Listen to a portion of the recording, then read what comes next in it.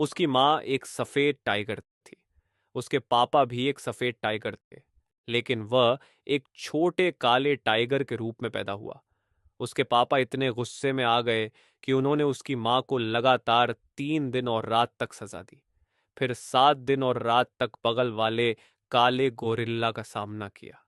फिर भी वह अपने खून का पता नहीं लगा पाए। गुस्से में पापा ने परिवार छोड़ दिया, उसे और उसकी माँ को छोड़ दिया, साथ ही एक टाइगर भाई को भी, सिर्फ उसकी नजर में। ये टाइगर भाई थोड़ा कमजोर था। जब वह सिर्फ 1 महीने का हुआ था, एक दिन टाइगर माँ शिकार पर गई। उसे और टाइगर भाई को दो छोटे बच्चों के रूप में मांद में खेलते हुए छोड़ दिया। चंचल टाइगर भाई धीरे धीरे बाहर निकल गया। गुफा के बारे में कभी उम्मीद नहीं की थी कि एक बड़ा भालू वहां से गुजर रहा होगा।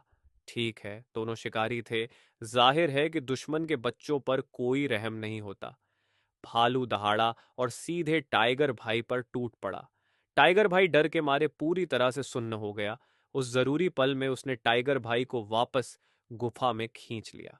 आखिरकार टाइगर मॉम ठीक समय पर वापस आ गई। अगर ऐसा ना होता तो दोनों मुश्किल से बच पाए।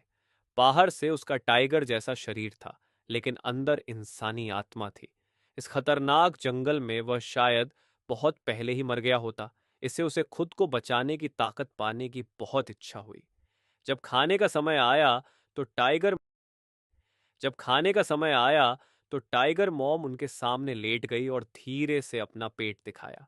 पहले तो उसने बहुत मना किया, लेकिन जब गर्म दूध उसके मुंह और पेट में गया तो उसके पूरे शरीर में तुरंत गर्मी फैल गई।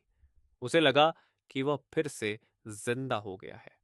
इसलिए जब खाने की बारी आई तो वह अपने पीछे उस शरारती टाइगर भाई से कहीं ज्यादा जोश में था।